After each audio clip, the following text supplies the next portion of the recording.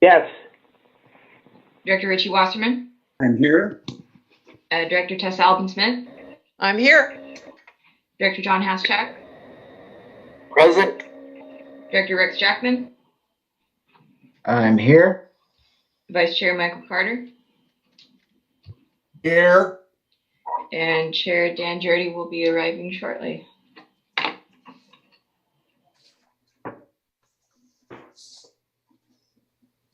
Great.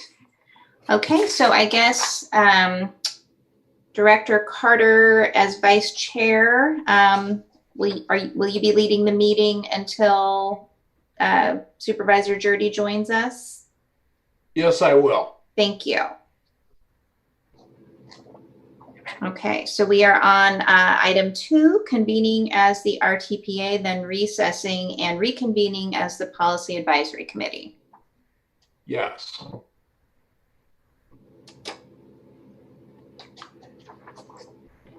All right. And the first item on the agenda is recognition of retiring board member Richey Wasserman. Oh, I think we could do that, but we need to do public expression before we move on to that. I think that'll go by quickly though. Okay. Public expression. Anybody who is currently in the meeting who wants to address something that is not on the agenda can speak now. Do we have anybody who wants to address something to the board? I don't hear any comments. We also have not received any comments in writing or by email prior to the meeting. Okay, then we will close the public expression and go to recognition of retiring board member Richey Wasserman. Right. Thank you. Well, thank you, Richey, for joining us today for your last meeting. I'm sure that you will miss us as much as we will miss you. We've appreciated all of your years, both times serving on the MCOG board and years of service to the city of Point Arena. So we have a proclamation that we would like to share. And so Janet, will you be bringing that up? Would you like me to read that? Yes, please. Are you able to share that on the screen? Oh, I don't know if I have that control, Nafili. I've sent it on to... Okay, if not, I can. Yeah, why don't you do that? Yeah, I can just start. What we have is a certificate in recognition of Richey Wasserman from the Mendocino Council of Governments. So it looks like this, and we'll get a nice pretty one done to send over to Richey. Excuse me. On behalf of MCOG, we recognize and appreciate your dedicated service during your term of office on the Board of Directors as an elected representative of the City of Point Arena from February 2017. This isn't, okay, it is right. February 2017, that threw me, through December 2020, added to the 3 terms in the 1980s and 90s for a total of 14 years. Special recognition is made of your service on the executive committee, perseverance in commuting to meetings from the coast, and dependable support of the region's transportation priorities. We will miss your thoughtful, positive presence and wish you a happy retirement. Thank you very much. And I'd like to just say on behalf of the City of Point Arena that we have benefited greatly from various programs and grants from MCOG throughout the years. Particularly thankful that MCOG has recognized the city, even though we are tiny compared to most, in fact, all the other cities in the county of Mendocino. I want to particularly thank Nafili and her wonderful staff who have consistently shared the benefits with the city of Point Arena, and also the other members of MCOG board. Thank you very much. You're welcome. Thank you. Thank you for those kind words. Point Arena is tiny compared to not just other cities in Mendocino County, but the entire state. But is not any less important. So we're happy to do our part to promote the needs of Point Arena as much as anywhere else. Thank you. Chair Carter, this is Jim Brown. Can I be recognized for a second? Yes, you may. Thank you. I would just like to congratulate Richey. You know, I did look for ways to appeal his decision, but I couldn't come up with anything that was legitimate. So congratulations, Richey. I hope to run into you maybe sometime on the coast. Thank you, Jim, and I hope to see all of you again when opportunity arises. May I just add a couple of words? Yes, go ahead, Janet. Yes, Richey, you know, you were on this board of directors long before I came to MCOG.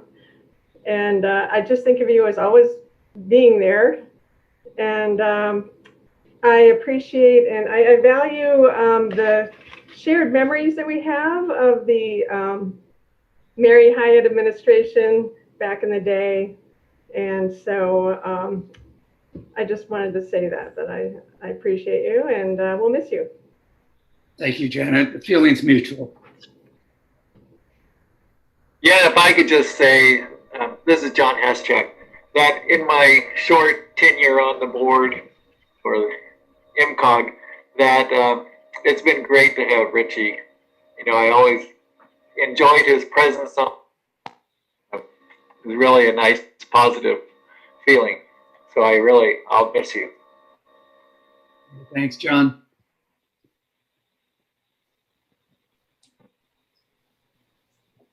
I think we're all in agreement that we will miss having Richey on the board. He's been a valuable asset and he's going to be missed. If I could say a couple words. Go ahead, Rex Jackman I would like to say both personally and on behalf of Caltrans, a huge thank you to Richey.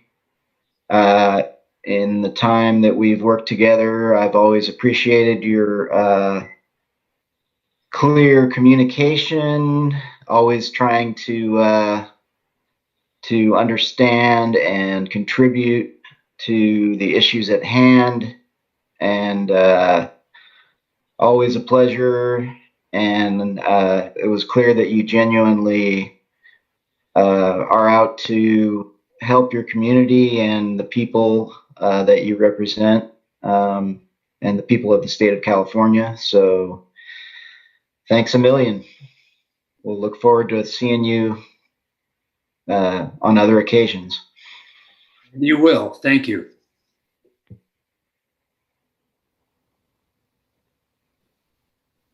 Do we have anybody else who wishes to make a comment?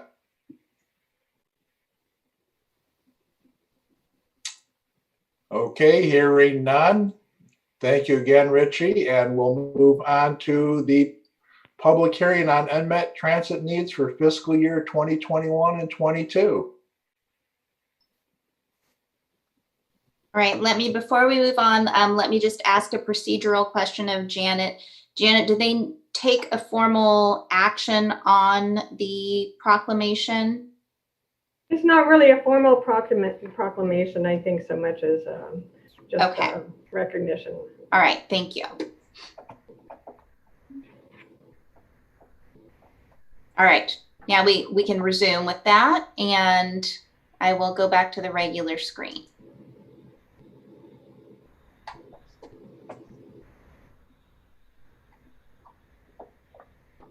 And I do see that Director Jurdy has joined us.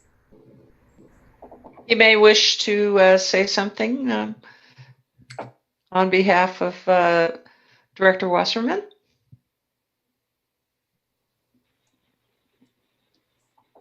I'll just say it's been a pleasure working with Director Wasserman, Councilmember Wasserman, and I hope the best for him in his future. Yeah. Yes, have a wonderful retirement. What is retirement, Mr. Wasserman? It's more opportunity to volunteer your time. Good question, and I will be doing that. And I look at it as an opportunity too. Thank you. Good luck on that. I'd like to get out to Point Arena and walk some of those trails out there. I can be your guide. All right. Shall I go ahead with number 6? Yes, we can proceed with number 6 now. All right. Yes, Chair. Since Chair Jurdy is here, I will abdicate my actions as the acting chair and turn them over to Chair Jurdy. Okay, thank you. I'm actually just pulling up the agenda as we speak. So is it Janet or Navili who wants to proceed next? Yes, so we're just starting with the public hearing for the unmet transit needs. Okay, so I guess that means at 1:43 we're opening the public hearing for. First, Chair, I'd like to make a finding of proper notice before we go to that. Okay. Go ahead. So you have my written staff report. This is our annual procedure. This will start the annual cycle anew. And today we'd like to receive testimony in the public hearing and take action to forward the unmet transit needs to the next step. So beginning with a finding of proper notice, we did publish in 4 newspapers. The Ukiah Daily Journal printed the notice 30 days in advance of the hearings, and only 1 notice of general circulation is required, so that was met by the Ukiah paper. We also posted notice on our website. We emailed to our list of interested stakeholders, and we discussed it at a public meeting that we had with the SSTAC, the Social Services Transportation Advisory Council, that had some participation from other stakeholders. So we got the word out as best we could. We think these actions meet the requirement and more. So we would like a motion and a second and a finding that we did make proper notice. I will move that proper notice has been given. And I should say that the proofs of publication did go in the board packet also. Second. Okay, oh, there's a second. Thank you. Okay, do we have a roll call vote? Director Brown? Yes. Director Stransky? Yes. Director Wasserman? Yes. Director Alden-Smith? Yes. Director Haschak? Yes. Director Jackman? Yes. Vice Chair Carter? Yes. Chair Jurdy? Yes. Okay, with that proof of publication, I guess now we can open the public hearing, unless you want to go into a staff report first. Why don't you open the hearing and I'll give what I have. Okay, so at 1:46, we're going to open the public hearing on the Unmet transit needs. Right, and I'd like to report that we do have some written testimony for the record, and that's in your packet. We have the list of needs identified by the Social Services Transportation Advisory Council from their meeting of November 16th. And that includes 9 needs identified by the council and 5 needs identified by Mendocino Transit Authority from public input throughout the past few months at their board meetings, for a total of 14 recommended unmet transit needs. So I would like to enter that as testimony. And we have not received any other public testimony since then.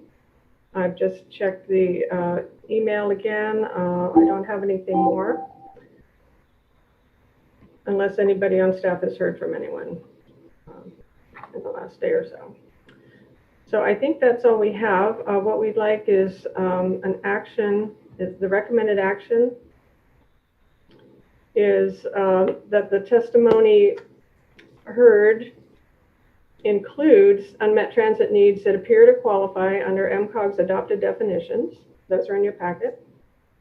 And those needs are directed to Mendocino Transit Authority for analysis and for further review and recommendation by the Transit Productivity Committee and Social Services Transportation Advisory Council. So what happens next is we'd like to forward these, make the finding that we do have unmet needs, forward those to Mendocino Transit Authority staff for analysis, and they've got until our spring committee meetings to do that. Then they would bring that to our transit committee and then again back to the SSTAC for their recommendation. Any questions on the process here? Okay, not hearing any. We do have the information presented in our packet. Do we have anything further before we open it up for public comment? I'll add one comment. I just want to note that this Social Services Transportation Advisory Council meeting was one of our better attended meetings compared to those that council's meeting in the past. For a couple of reasons. We had the comments on the coordinated plan, which there is a report in your packet on, but also just because of the ability for the council members themselves to participate remotely, they were better able to make time in their schedule for that meeting. So it was a well-attended meeting and we received some good input. Okay, thank you. Well, with that, then I guess maybe we'll open up for public comment. Do we have any public comment on this agenda item? It's part of a public hearing.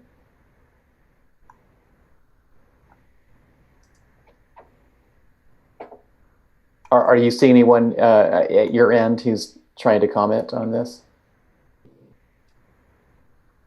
It does not appear that I do not see any raised hands. It does not appear that anyone is trying to comment. And we did not receive, I mentioned we didn't receive any written comments prior to the meeting. Well, okay, based on that, I think we could close the public hearing at 1:50 and we could entertain a motion to, confirm that there are unmet transit needs as defined by MCOG's definitions and refer those to Mendocino Transit Authority. I will make that motion. I'm sorry, I didn't mean to interrupt there. I was saying we don't need to decide on each need whether they meet the definition or not. That'll go to the analysis. But we believe that at least many of these do meet the definition. Okay, thank you. I will move the recommended action as outlined in number 3 under the staff recommendation. Second. Okay, can we have a roll call vote? Director Brown? Yes. Stransky? Yes. Wasserman? Yes. Alvin-Smith? Yes. Paschak? Yes. Jackman? Yes. Carter? Yes. Jurdy? Yes. Okay, thank you. Now we're on to public participation plan update and public hearing. Nafili or James, do you want to lead this off? I'll just give a brief introduction. So this public participation plan is, the reason that we're doing it is because we're starting the update to our regional transportation plan. And this is something that's specifically identified for purposes of the regional transportation plan. However, we do refer to this during other projects as well. So it is something that we can use as a sort of menu of options for all of our planning activities throughout the years. So I will let James give the report and he can give a little more detail. Good afternoon. So in the staff report, you'll see where this comes from. It is a product of Safety Lou. It's the Safe, Accountable, Flexible, and Efficient Transportation Equity Act, a legacy for users, the 2005 transportation bill. Since then, it has been passed on through the transportation bills and has most recently appeared in the FAST Act passed in 2015. Nothing has changed in terms of requiring these from RTPAs, and that is including the 45-day notice period for public review. As Nafili mentioned, we are updating this now since we are starting the RTP process. This was originally adopted by the board in 2008. What you will find in the updated version are some minimal changes. One of the notable ones is that we took out the section on the newsletter as a form of public outreach, since we don't currently do the newsletter. We also made a couple of things a little more broad. So rather than specifically calling out a telephone survey, we just identified surveys, since the internet is a little more popular now for things like that. And so that's what you'll find before you. The first thing I think we should do is make a finding a proper notice. You will see the proof of publications in there as well, from the Ukiah Daily Journal, Willits News, Fort Bragg Advocate News, and the Independent Coast Observer. So based on that, do we have a motion to confirm that we had proper notice for this public hearing? Would someone like to? Okay.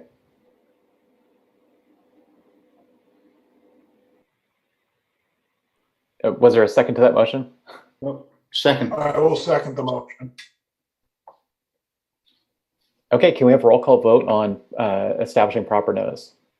Director Brown? Yes. Stransky? Yes.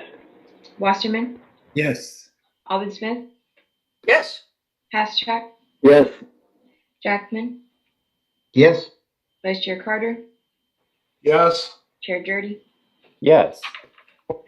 Okay, thank you. So at 1:55, we'll open the public hearing. And James, do you want to continue with your report? That was sort of it. Unless you guys want to go through specific sections of the public participation plan. As Nafili mentioned, it's just essentially a blueprint for how we will approach public outreach for various projects. The stuff that's included in there isn't necessarily for every project, not everything is applicable to every project. So it's just, and it's not all inclusive. There are probably things that weren't included in there, but it doesn't mean we can't do them. So that is, unless you want to go over certain sections of it. I might just comment about the newsletter. We used to produce that once or twice a year. And it seems now that we're putting more effort into the website and people do so many things online, we haven't really had the time to keep up the newsletter effort. I do recognize not everybody has access to computers and online services. So, we still need to reach out to everyone. I'd like to, at some point, maybe revive the newsletter, maybe as an email style newsletter. I'm starting to push out website postings to an email list. You can see on our new website that it's a new feature on our current website that people can join a mailing list. And so we've started to do that. But I would like to, at some point, be able to do something a little more equivalent to what we used to do.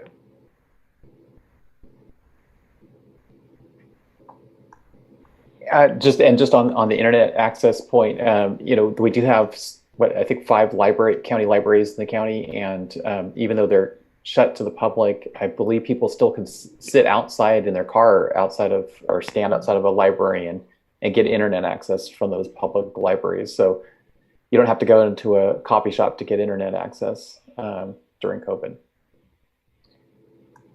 if you don't have internet at home.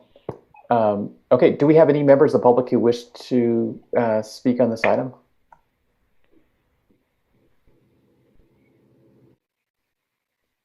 I have some corrections to make. Okay, go ahead. Okay, go for it.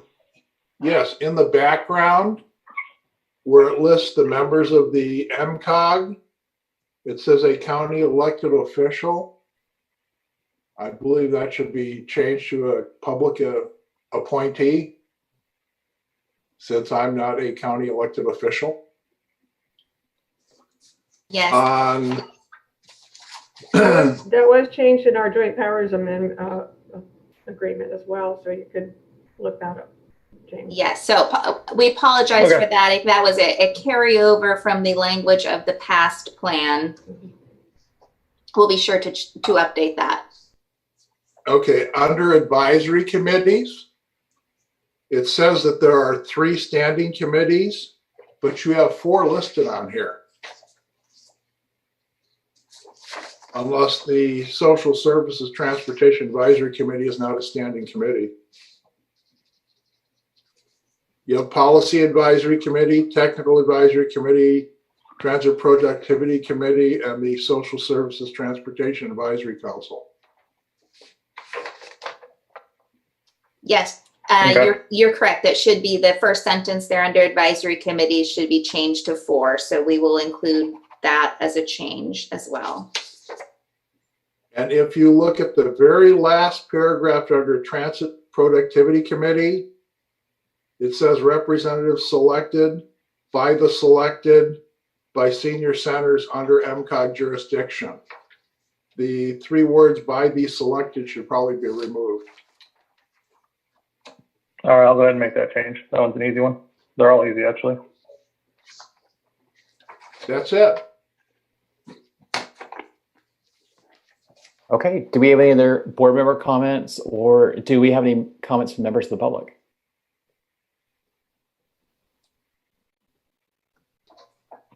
I haven't received any comments from the public. Okay.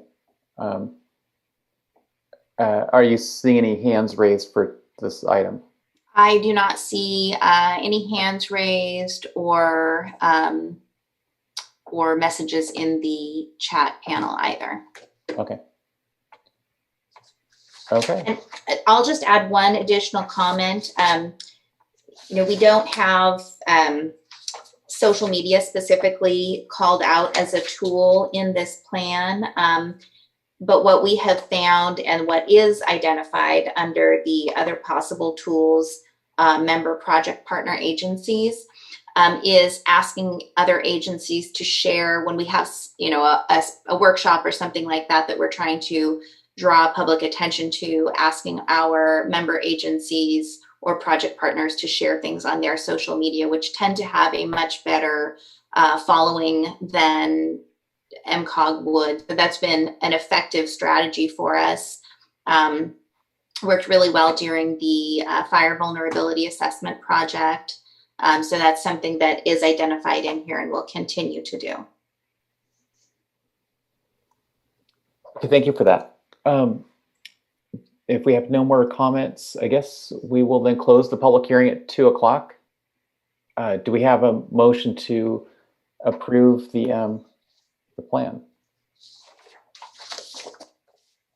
I will move to approve the plan As amended, correct?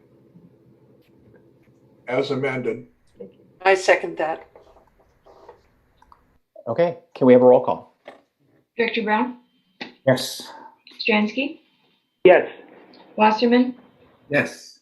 Alban Smith, Yes. Haschak, Yes. Jackman, Yes. Vice Chair Carter, Yes. Chair Jurdy. Yes. Okay, thank you. I think that then takes us over to the regional early action plan grant funds.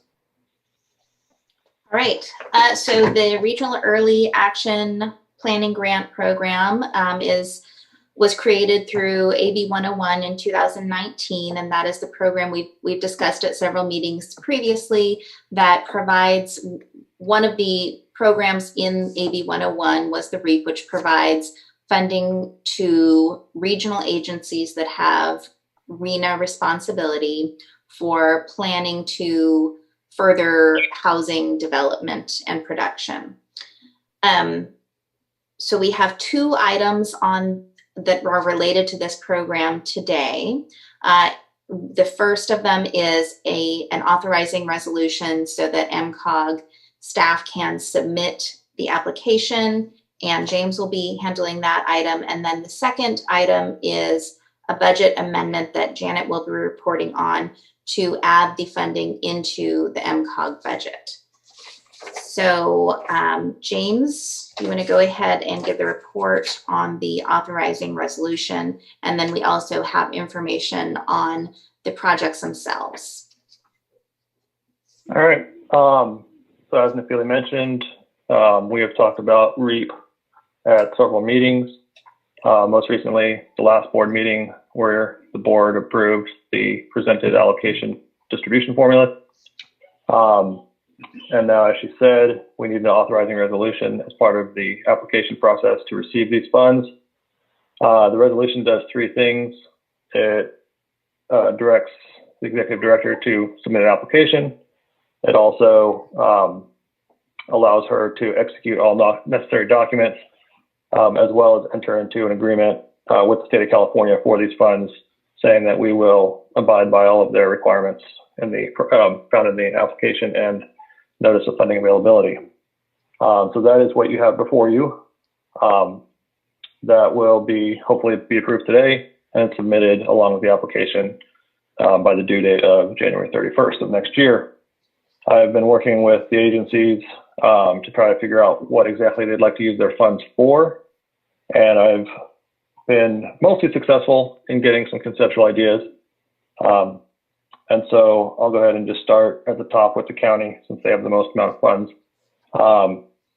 So their plan is to put some of these funds towards their LEAP project, which was to implement part of their general plan, as well as the Ukiah Valley area plan through some zoning ordinance updates. And then they would also like to update their permit tracking and their public-facing GIS software to help streamline the process to increase housing development. The city of Ukiah is also planning to use their funds to update their permitting system to an electronic one to hopefully streamline building permits and possibly zoning and planning permits as well. The city of Fort Bragg is planning to throw their REAP funds towards their LEAP project because they use their LEAP funds to sort of backfill their SB2 project. So their LEAP project is to update their ADU ordinance and then develop a community land trust and also work on allowing tiny homes. The city of Willits is also going to use their REAP funds to backfill their SB2 project since it came in at a higher cost than they thought. That project will increase the city's sphere of influence, annexing approximately 313 acres to the south and southwest of the city limits. And these funds will go towards adjusting the city's boundaries and updating the water and sewer capacities to allow for mixed residential use. I'm still working to get in touch with the city of Point Arena on their project specifics, but I believe they're going to combine the REAP and LEAP funds into one project. Just to give some, to clarify what James was talking about in regards to the LEAP funds. So AB 101 created multiple grant programs, REAP being one of them, and then another program created through AB 101 was LEAP, which is the Local Early Action Planning Grant Program, very similar to REAP, except money is available directly to cities and counties rather than to regional agencies. And that program actually was recently amended by the state so that the time frames for both programs line up, which better enables local agencies to combine the funding program or combine activities under the 2 programs.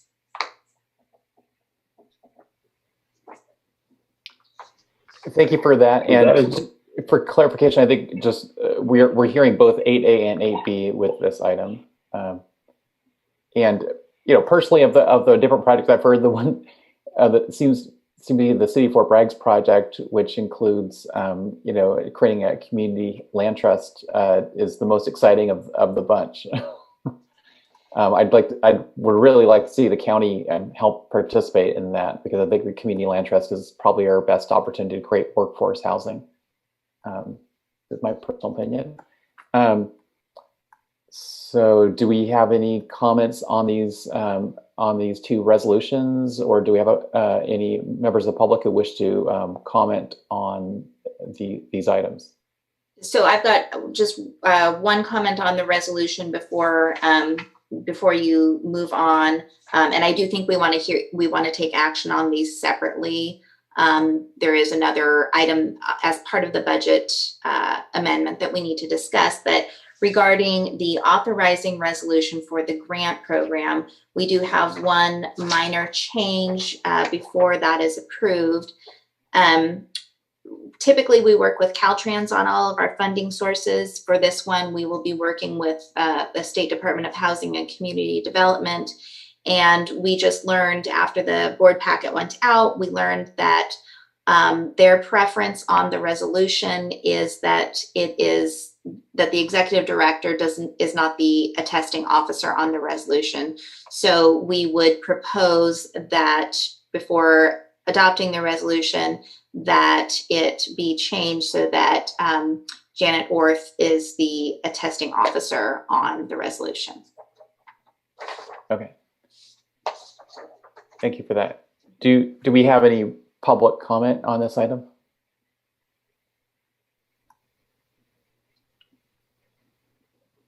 Yeah. On my screen, I'm not seeing any hands raised, but I'm not sure if someone else is seeing something. I don't see anything either.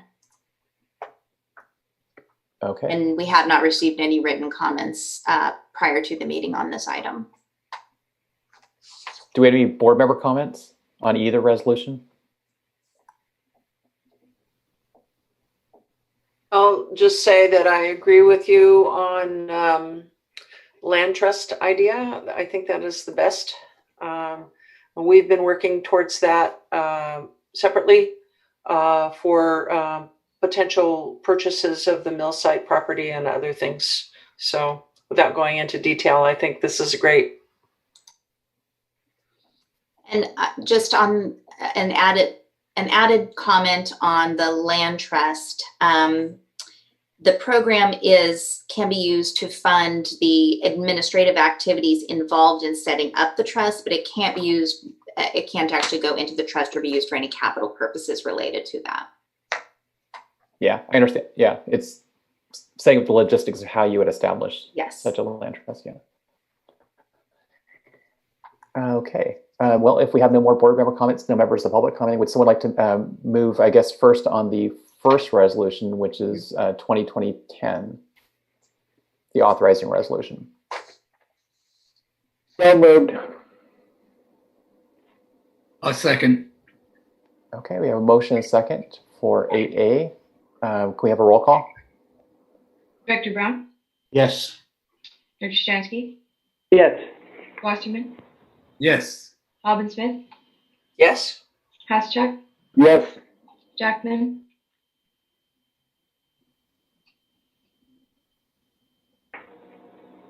I had to get to my mute button there. Yes, thank you. Vice Chair Carter? Yes. Chair Jurdy? Yes. Okay. Do we have a motion to approve resolution 2020-11, item 8B? Before we move to approval of that, there's one item that we wanted to add to the action. We realized after the packet went out that in addition to adding the funding to the budget spreadsheets as shown in the packet and including it in the budget resolution, that because this was affecting the billing for staff, we needed to amend Exhibit C of the staffing resolution. So I'm going to share screen and show you the changes that we are proposing to that. All right, so essentially because staffing is capped at a certain dollar amount, The REAP funding is adding a funding source that we're able to bill these activities to. However, we're not increasing our total amount of staff funding or staff hours. So we needed to just add the source into the resolution, and this is Exhibit C of the resolution that is part of the budget. And then we're just adding language in that would allow us to bill on an hourly basis for those REAP funds, and then we would adjust the LTF billing proportional or in directly by the same amount. So we would suggest that this be part of the approving action. Right, and just wanted to comment that this is the Regional Transportation Planning Agency budget, but at this point, I don't think it's worthwhile to have a separate budget. It's a brand new program for us. It's $383,000 and change. And so at this stage, I thought we ought to just add it to our major budget. So that does increase revenues from about 12.8 million to 13.2 million. It increases allocations from about 10.9 million to 11.3 million. And you've got in your packet the highlighted lines where that appears. So along with those changes, we'd like to add the change to Exhibit C to Resolution 2020-04 in the budget. That's the allocating resolution for administration and planning, as Nafili described. Okay, so is there a motion to approve the resolution as with the amendments as suggested by staff? Also move. Second. I suppose I had to add one more brief comment that what we've outlined in the resolution is the approved sub-allocation distribution to the local member agencies. And so we have those actual numbers in there. If this were to change immaterially in some way, I wouldn't want to have to come back for another amendment, but just carry that forward to the next budget if that's all right. So perhaps we ought to say in the action of the budget is hereby amended to include the REAP grant revenue and allocations as estimated above, just in case there are any changes to what we actually receive and actually sub-allocate. Right, and these funds will be available for allocation in this year. However, they are definitely with the MCOG administering funds, but also the local agency funds likely to carry over into multiple budget years. Right. This is new territory for us, this program. So we're kind of taking it a step at a time and see how it plays out. And we did get everybody to, all the member agencies of MCOG to formally sign off on the Joint Powers Amendment. So that's all set. We finished that up in September. So, but anyway, I just thought instead of saying allocations as shown above, as estimated above would be a better term to use. So does the maker of the motion and second agree to changing the words from allocation to estimated allocation? Yes. Yes. Okay, then can we have a roll call? Director Brown? Yes. Stransky? Yes. Wasserman? Yes. Alden Smith? Yes. Haschak? Yes. Jackman? Yes. Vice Chair Carter? Yes. Chair Jurdy? Yes. Okay, well, thanks. I think that's an exciting program. On to the MCOG board calendar for 2021. We saw a draft of this at our last meeting, maybe our last two meetings, and the calendar looks consistent with our last several years, meeting on the first Monday of the month in the afternoon, except in the month of July, September, or August, due to the holidays, Labor Day and 4th of July being the first Mondays of the month, usually or thereabouts, and then having a mid-August meeting to kind of cover the gap. Are there any concerns or comments about the proposed calendar for next year? Chair Judy, I'll just say that I left the strikeouts on this draft to show you what changes there are. For instance, not meeting at the county admin center and meeting remotely, and we don't know when that will end. So we're saying by remote teleconference. Also, we would have had a workshop on location tour in May and perhaps again in October or one or the other. So that's all kind of up in the air too. So maybe as the year goes on, we can find out whether we'd be able to do anything like that. So those were the things that I highlighted for future consideration, I guess. Also, one more note, I looked up the CalCog website about their annual forum. That's under related meetings, educational options down below here. And they do plan at this point to meet in Riverside in March. So if they can't do that, they'll meet virtually, but they still plan on hosting that meeting in person down there. So I guess we'll see how that plays out. They were not able to have any conference last year. They put it off entirely. So just that ought to be brought up.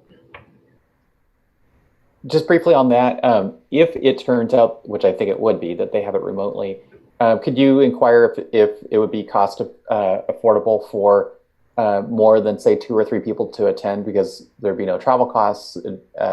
Presumably the participation costs would be lower. They're not renting a hall. I mean, I might, for example, I don't have the time to travel to the meeting, but I might want to participate via the Zoom meeting for part of it.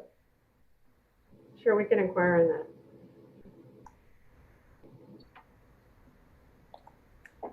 So do we have any comments or concerns about the drafted calendar for next year? Okay, hearing none. Do we have any public comment on this item?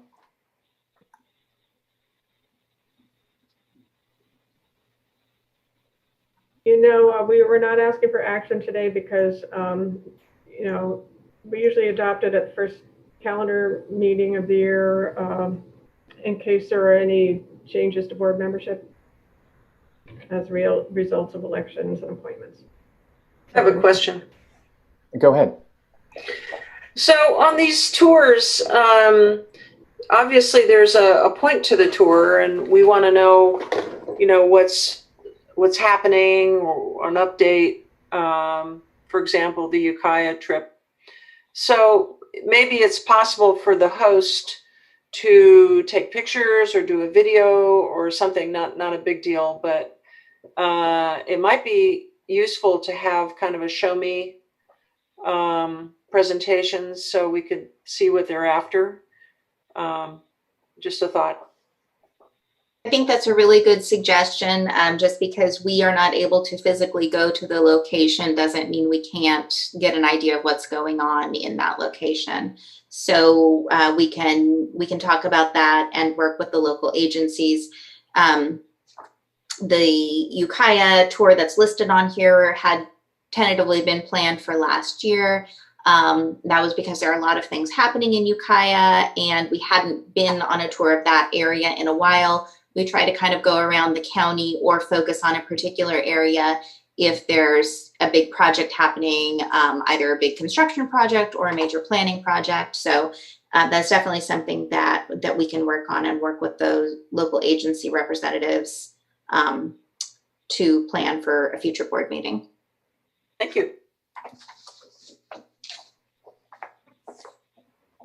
On that point, I think our last 2 site tours were South Coast and Laytonville, but maybe there was something else in there in our last 3. I think that's right. And if it is done virtually, I guess we wouldn't necessarily be locked into any particular region. We could simply get an update on projects that are ready to present an update, either because they've made some milestone on the planning process or a milestone in the construction end. That's true. So I guess it might be a good idea to, when we talk about the board calendar in February, to talk about, talk with board members to find out if there are any particular projects that you would be interested in seeing an update on for a virtual tour. Thank you for the suggestion, Director Alban-Smith.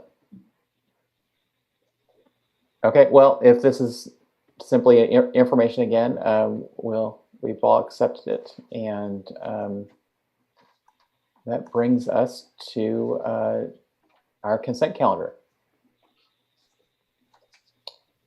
We have the minutes of November 2nd, approval of Second Amendment for Transportation Overall Work Program, authorization to apply for sustainable transportation grants with MCOG as the lead agency, adoption of a resolution approving Title 11 program associated limited English proficiency plan, and appointment to the Social Services Advisory Council. Would someone like to make a motion to approve the consent calendar? I'll move to consent calendar. Second. Okay, I've got a motion and a second. Do we have any public comment on the consent calendar?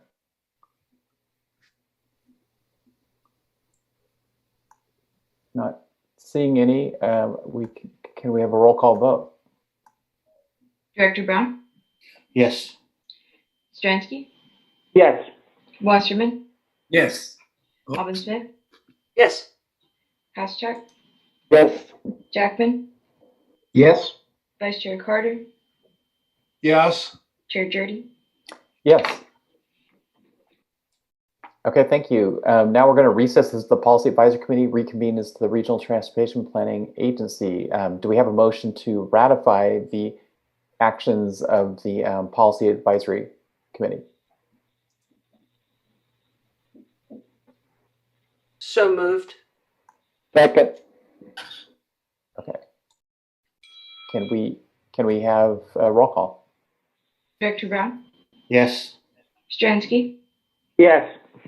Wasserman? Yes. Alban-Smith? Yes. Haschak? Yes. Vice Chair Carter? Yes. Chair Jurdy? Yes. Okay, thank you. Now we're on to reports, information. Is there a report from Caltrans? Yeah. So before Rex starts, I'll just note that an email was sent before the meeting with some attachments from Rex with reporting from the mapping the project status portal. So hopefully you all received that. And Rex, did you want to give a verbal report? For what it's worth, yeah, I can do that. In addition to the map with the sort of minimal information, I sent out a request to our project managers and had expected to receive some information. The main thing that I was expecting that's usually pretty valuable is the South Deal, the notes from the South Deal meeting. I don't know if those are routinely distributed to the MCOG staff or not, but I think if you don't receive those, and I know I have provided them on occasion, I think I'm going to see if I can't, if it's okay with them, if those can be distributed routinely, because they do provide a really good summary of, especially of projects that could be of interest to elected officials and the public. I didn't get those notes before this meeting, but when I do receive them, I'll forward them and just have them distributed. Ask Nafili or staff to distribute them to the board, because they, like I said, do usually provide a good summary of relevant information about projects that are happening in the area. That's the I wish I could remember the acronym, but it's a meeting that takes place. Do you recall what it is? I don't know what the acronym is. It's for elected officials in the south part of District 1. Right, it's elected District officials 1. plus Caltrans Management and CHP, maybe some other public safety type organizations. They all get together, I think, on a quarterly basis. At any rate, that will be provided, and that'll contain hopefully a good summary for folks. If they're the mapping reports that I sent, we're still trying to tweak those to make them a little bit more digestible, I guess.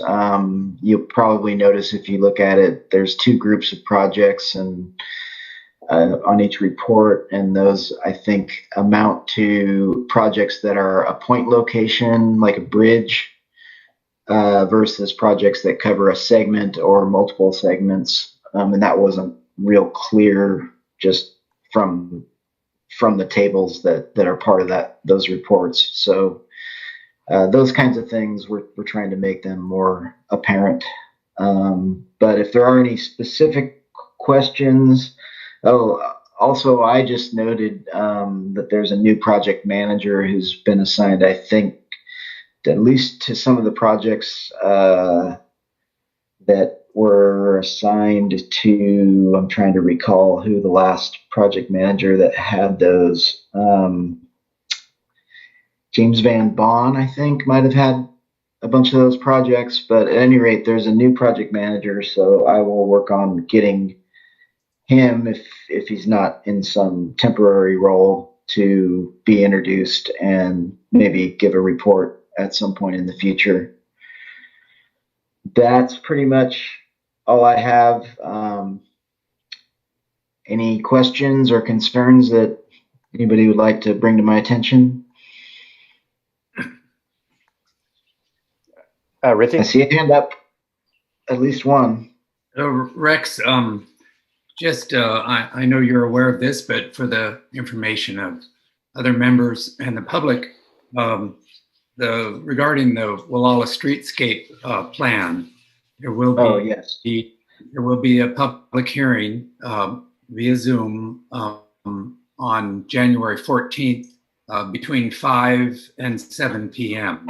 And perhaps, Rex, you might like to comment on that. I think the last page of your board packet has a flyer that's being distributed about that for January 14th.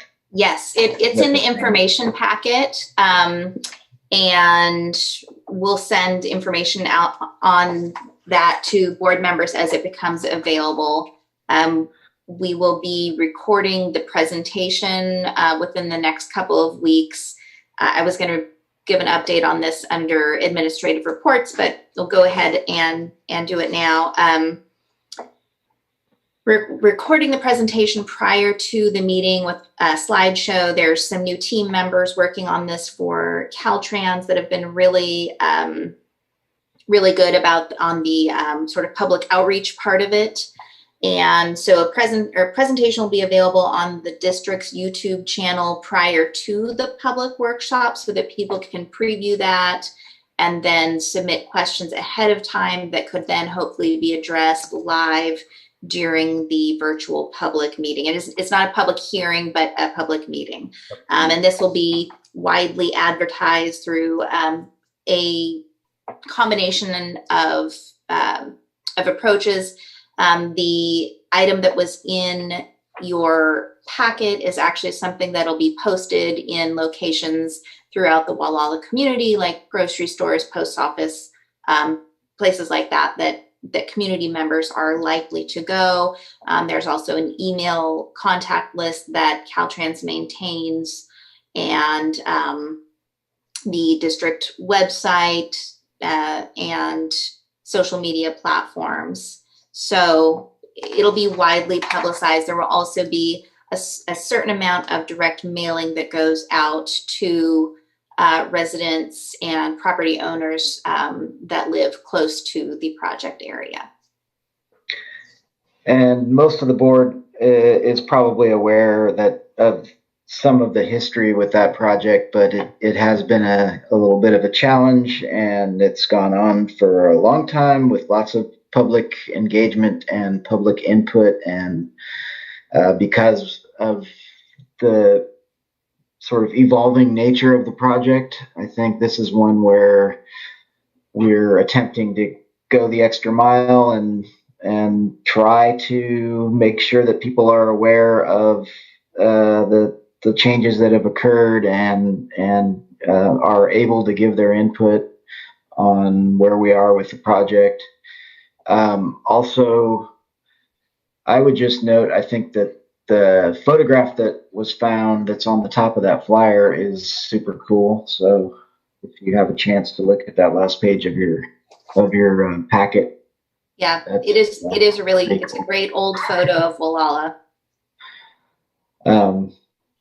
That's it for me, unless there are other questions or comments or input, things for me to follow up on.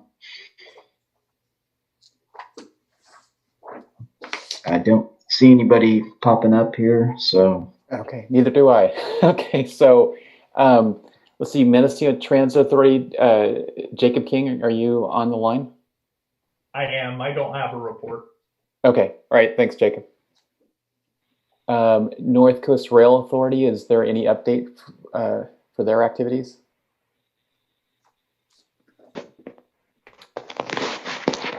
They did complete that major assessment report, and it went before the California Transportation Commission this week. Yeah, I just received a hard copy of that, and I believe it should be available in some form to the public. So it's on the Cal STA website. There you go. You could search for it and probably find it easily. It was presented last week to the California Transportation Commission. They give a very thorough report, and I don't believe it was an action item for the CTC, just informational. So I don't know what the next steps are, but the assessment is available for comment currently. I think they took some kind of action for certain interim steps they need to do. Yeah, they approved it. Okay. All right. Then with MCOG, we have got your summary of meetings. Is there anything on that list that you want to highlight? I don't have anything to highlight, but happy to answer any questions. Okay. Not seeing any questions. So then we can go on to the, financial update, budget revenues. I will talk a little about that. You have my written one-page staff report. It's good news. We don't really need to do anything right now to amend the budget. We'll be able to make it through the first half of this fiscal year. We received the first quarter of sales tax revenues for the local transportation fund. They're over 5% above our initial county auditor's budget estimate pre-COVID. So this is all rather surprising to everybody. I think back in May of this year, right before we adopted, or this board adopted our budget, there was a lot of uncertainty and nobody really knew what would happen.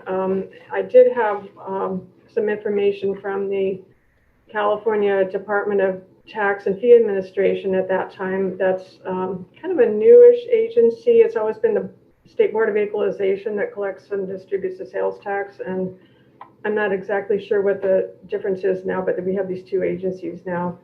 But the Tax and Fee Administration put out some projections back then that were looking at sales taxes and statewide, and this went out to city and county finance officials.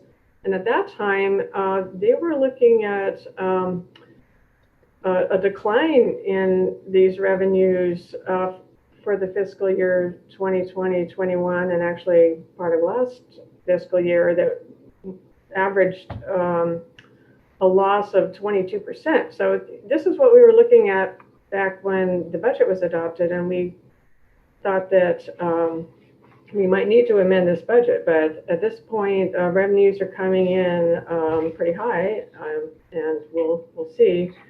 But what it means is that instead of having to do anything at this point, we're moving forward to the regular cycle of the budget, where the county auditor again does his estimate, prepares that in January. It's due February 1st, and he looks he revises his projections for the current year we're in now. So we'll find this out in February and see if there's anything we need to do then. And at that point, we'll be having the regular executive committee budget meeting for the new year.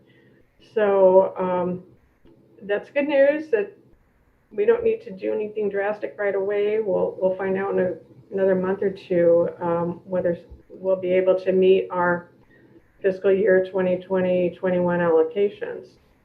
So that's what's going on with the local transportation fund. In fact, the county's consultant, as I said in my report, is predicting an increase of 2.5% for this year. So we'll see. We know that gas taxes are down, less driving and all of that.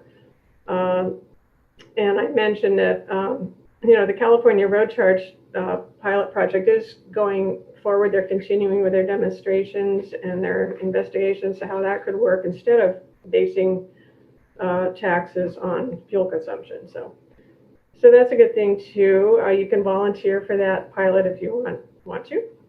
There's a link here in my report. And that's basically it. We'll keep you informed at our February meeting. We'll probably know a little bit more. So if I could, the county's revenues, again, like you're saying, are expected to go up because of this shift that's taken place for brick and mortar sales to online sales. But because sales tax are now collected pretty consistently on online sales, there doesn't seem to be a decrease in sales tax collections for the county. Do the other directors know if there's been a more or less steady revenue for the cities in sales tax revenues, even if this shift occurred? We talk about it all the time, but I'm not aware that we're happy with what's happening yet. I recently got appointed to another committee where maybe I'll have, it's in the League of Cities, and I'll be on the Finance and Taxation Committee. So we'll see if I can have an impact there. Okay, right, I was just curious. The good news looks good on paper, but it's not good for everyone, right? No, absolutely not. It's been like a tale of two cities. Yeah. Brick and mortar stores have really taken a hit, but I'm just curious if Fort Bragg, Willits, Ukiah, Point Arena, if you're seeing your sales tax revenues into the city more or less stable because you received a greater amount of internet sales tax. Not in the case of Point Arena. We have a reduction that's not determined yet, just how serious it will impact tax revenues.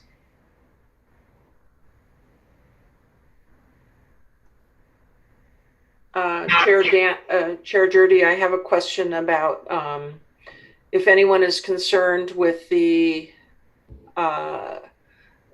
well, it was in the paper today, all the bus companies and transportation companies are letting people go like crazy. And, this is a long-term impact, even this year, even after people get inoculations. What would be the impact on all the transportation companies such as ours, especially in the big cities? Does anyone know this? Director Alvin Smith, are you thinking of transit? Jacob King is still on the call. If you're asking about transit, he may be able to address that. Yes, transit. Jacob, are you there? It's uncertain at this time. It's kind of scary. Very scary. That's the best I can do. we have no projections as of yet, but there's too many uncertainties, and we're waiting for the other shoe to drop. And I know I was on a forum last week sponsored by the MTC, the Metropolitan Transportation Commission in the Bay Area. They were talking about the impacts to BART and how they were facing some very serious service cuts because of loss of revenues to that service. So I know that it is just loss of ridership and revenues is very serious for the transit agencies in particular. In spite of sales tax being strong, just the ridership, it has really taken a hit, and that's not something that we're likely to see come back quickly, as you mentioned. How does that affect our agency? I'm just wondering. So the Mendocino Council of Governments budget relies heavily on LTF, that's the sales tax revenue that Janet reported on. So it could affect it because LTF goes to MTA. There could potentially be a greater reliance on that. However, it's unknown. But as far as our revenues that MCOG typically sees, we are in a pretty good position. It's more the fare box recovery, fare box revenues.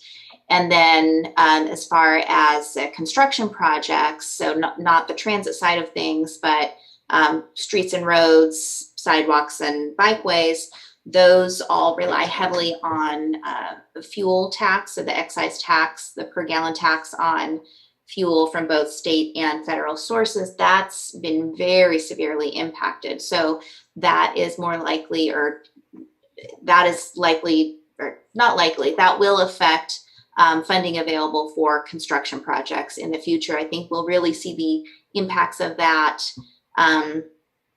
in a year from now, when we are talking about the 2022 STIP, the State Transportation Improvement Program. The CTC is going to start working on the assumptions that go into the fund estimate for the STIP early in 2021. So I think at that point we'll start hearing about what they're projecting as far as revenues for fuel taxes. Like Janet mentioned, the pilot program for the road user charge as an alternative to fuel tax is going into a second phase. So that would be, depending on when that takes effect, or if that takes effect, that would help that problem. The second phase of that program will actually go as far as revenue collection. The previous phase just looked at tracking, not actual revenue collection. So in this phase, they'll be looking at different methods that could take place. Thank you, Nifel. It seems to me everything is going to be a delayed reaction, and then everything gets back to normal on one side, and then we're all reacting to what happened 2 years ago. Mm-hmm. But I was curious how it affected this agency, and I expect CalCog will be talking about that soon. There's also the federal relief funds for transit. I'm not sure the status of that right now. I think it's something that the agency has to claim. Isn't that right, Jacob? It does. Based on your costs or losses? Right, but within limits. So, and it has to be associated with the COVID. So we're researching everything we can right now. I am happy to say that we have nobody on layoff. MTA's going with full staffing right now at reduced levels. Public perception is one of the biggest drivers with passengers. When they think of a bus, our goal right now is to make them think that the bus is a very clean and very safe place to be. So we have a number of our employees doing cleaning So hopefully we can keep our perceptions high and our ridership will come back. But we are in a major downturn right now as far as our ridership, and that is one of the drivers in how we do get our funds. And, you know, I'll note as far as transit, I guess one of the benefits of being a rural area is that the impacts are felt less. So whereas in the Bay Area, you have a lot of people that use transit as a choice, we don't have that as much in rural areas. If people are using transit in rural areas, it's a lot more out of need. They're transit dependent. It's not choice ridership. And so those riders are less likely to make other choices. Whereas in the Bay Area, they can make other choices, or their travel habits are just different because they're working from home. So it's a different kind of change, still definitely an impact, and we have less money to work with to start out, but less of an overall impact, less of an overall change to the system and revenues. Okay, thanks for that budget update. We've got a couple miscellaneous items. A reminder on the 700 forms that we do in 2021 and other miscellaneous reports. Is there anything specifically that staff wants to bring to our attention? Oh, just a reminder, we did amend that code a year ago. You don't need to submit those forms directly to MCOG. Do your usual filings with your city or county official. And just remember to add MCOG to your appointments to committees and commissions and make sure we're listed on that. You only do the one form. Great. And I've got one miscellaneous item. Oh, there might be some assuming office and leaving office people that need to file too. Okay. 30 days to do that. Okay. Otherwise, the annual filings due April 1st. So. All right, thanks. Nafili? All right, just so on behalf of Richey's last meeting, I wanted to share that Point Arena was successful in getting a local partnership program competitive grant for reconstruction of Mill Street. So it's street reconstruction, sidewalk reconstruction, drainage improvements, to a street in Point Arena where it's very badly needed. So that's the first. So local partnership program is the competitive program. There's a formula portion of it and a competitive portion of it available from SB1 funding to agencies that have transportation sales tax measures. So Point Arena is the first agency in Mendocino County to receive one of these grants. And so that'll be a great benefit to the city, and we're happy to see that moving forward. So Nafili, for clarification, was that the competitive grant or the formula grant? It was the competitive grant, yes. And much of the credit, all the credit really goes to Paul Anderson and Richard Shoemaker for carrying through with that proposal, and we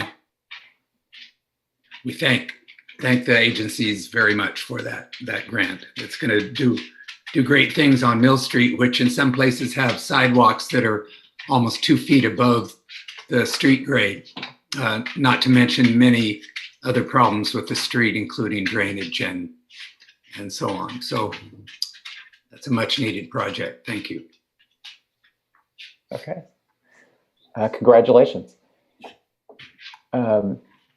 I guess then we're on to, well, just a reminder that our next meeting's Monday, February 1st, 2021, and then we're on to planning staff. Okay, I will take on the proposals for the 2021-22 Transportation Planning Overall Work Program. As many of you recall, the overall work program call for planning projects is typically distributed out in October. It goes from October 15th to December 1st. We have approximately $130,000 to $140,000 available every year, or specifically this year, for any planning projects submitted by local agencies. We did have 2 applications received One was from Point Arena, and two was from the county DOT. Point Arena's project is it is for the local streets assessment and shared roadway agreement, and the county DOT is a combined special studies. Point Arena is requesting $53,750, and the county DOT is requesting $60,000 for a total of $113,750. So we do have a little bit more available this year outside of the planning project requests. So we can look at that with the TAC, which will be the next steps. We will be taking these applications for review by the Technical Advisory Committee, and then begin preparing the draft for submittal to Caltrans by March 1st. We will then follow up bringing the draft document back to the board for review in March. I'm happy to answer any questions you guys have, but that's where we're at the moment. Okay. Thanks, Alexis. I'm not seeing any other comments or questions. So then we're on to the draft County Coordinated Public Transit Human Services Transportation Plan.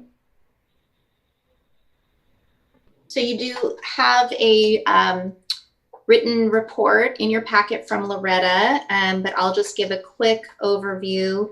So the purpose of this plan is to assess needs and come up with strategies to address those needs for public transit, human services transportation. So really the main purpose of this plan, as far as MCOG is concerned, is to identify projects for potential funding through the FTA Section 5310 program, which provides grant funding for transportation that serves specifically the elderly and disabled. The plan identifies the needs and then also looks for opportunities for coordination between social service agencies and transit providers. It's kind of an area of transportation where there is sometimes a duplication of efforts, and so they also try to avoid those duplication of efforts. So there is a public outreach draft available on the MCOG website. It is very much a draft in that it's incomplete. So it was essentially an identification of the existing services and then strategies and progress on the strategies from since the last plan, which was adopted 5 years ago. So that was used for outreach and development of a needs assessment. So the next draft will have the full needs assessment and then proposals for the prioritized strategies for implementation. And we believe that should be coming before the MCOG board for action in either March or April. Okay, thanks. That brings us to pretty close to the end of our agenda. It goes. So, were there any miscellaneous planning items? Not seeing any. That brings us to the MCOG Directors reports. Any final words from Director reports? Well, this is John Haschak, and I guess that I had technical problems when the NCRA report came. So, okay. And I caught the very end of it where you were talking about the CTC, I think. So I don't know how much you said, but you know, there was the big vote to transfer the freight easement and operations and right of way to the SMART lines, and then rail bank from Willits to the Humboldt Bay. So that went before the CTC the other day, and I caught most of that meeting, but I didn't catch if there was a vote or not. I didn't catch the end of it. So. But it sounds like there wasn't, according to you. So anyway, that's the update from NCRA. So I think I was, Director Haschak, I think I was incorrect. And there was, the CTC did accept or approve that plan. So that recommendation was in the plan and it was approved. Okay, great. And I did include in the chat panel, I included a link to the Great Redwood Trail plan that was heard by the CTC for anybody that's interested. Okay. Yeah, so it's moving forward. Okay. All right. Any other director reports? No. CalCog, I think there was a CalCog newsletter that was sent out by email. At least I think I got one last month. Other than that, I don't know if there's anything else from CalCog. I don't have any CalCog updates. Okay. All right. Well, then at 2:57, I think we are adjourned.